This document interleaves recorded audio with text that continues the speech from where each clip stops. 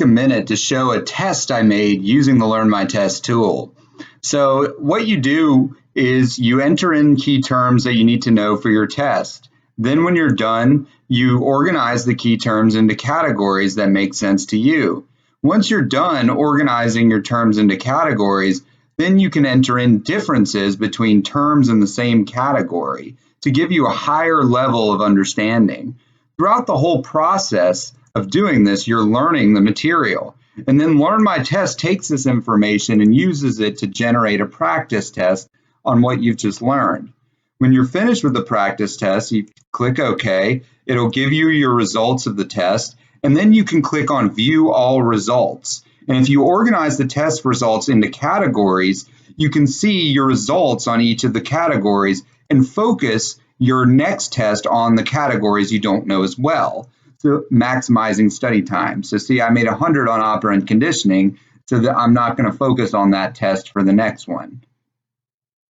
If you remember in the previous tutorial, I showed you how to write up a critical analysis of a research article. If you haven't, please check out that tutorial on my page, as it will help you understand this video. As you can see here, I've written up both in Article 1, the effects of social media feedback on self-esteem and psychological well-being, and in the same format wrote an article summarized in Article 2 on the effects of social media use, sports participation, and posts about sports on psychological well-being. I'm going to read the end of Article 1 and then start with Article 2. For example, a participant may have represented their social media feedback in a more positive light. In addition, there's a possibility that they may have reported higher levels of well-being and self-esteem than would accurately describe them. The study included no way to track or adjust these self-reported levels. Finally, the wording of the questionnaire can impact the results and how the students respond. A study was conducted by Kim, Liu, and Sean on relationships between social media use, sports participation, and psychological well-being. So see how the paper just kind of stops at Article 1 and then immediately discusses Article 2? The reader is kind of left to try and understand how the two articles are related or connected in some way. Rather than leaving it up to the reader, good writers use transition sentences that help the reader understand the similarities and differences between the article that was previously discussed and the article that you're about to discuss. They help guide the reader from the first study to the second study and help them see how the topics are connected. I'm going to go ahead and paste my transition sentence here at the end of Article 1. So I'm going to go ahead and read the end now. The study included no way to track or adjust these self-reported levels.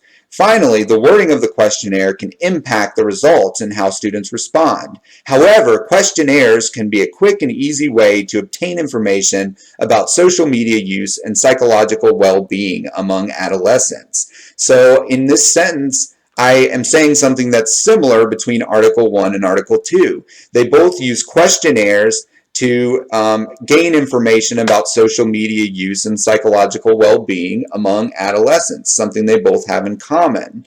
In the second sentence, I go ahead and say it's plausible that the content of the student's post may provide some insight into their psychological well-being in addition to the feedback that they receive from their posts. So I talk about the content they post, which is Article 2, and then the one I'm about to discuss, and then the feedback they receive from their posts is Article 1. So I talk about both Article 1 and Article 2 in the same sentence. For the last sentence, I take it a step further and ask the question that is proposed in the second article. So for example, if a student frequently posts about their college sports teams, does this say something positive or negative about their psychological well-being?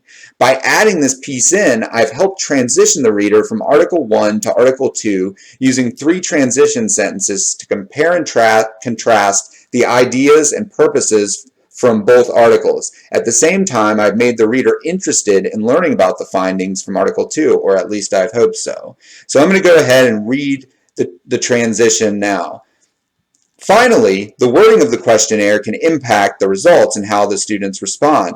However, questionnaires can be a quick and easy way to obtain information about social media use and psychological well-being among adolescents. It's plausible that the content of the students' posts may provide some insight into their psychological well-being in addition to the feedback they receive from their posts. For example, if a student frequently posts about their college sports teams, does this say something positive or negative about their psychological well-being?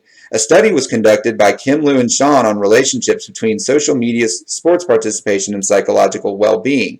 So see how that sounds a lot better and helps guide the reader from the first study to the second study.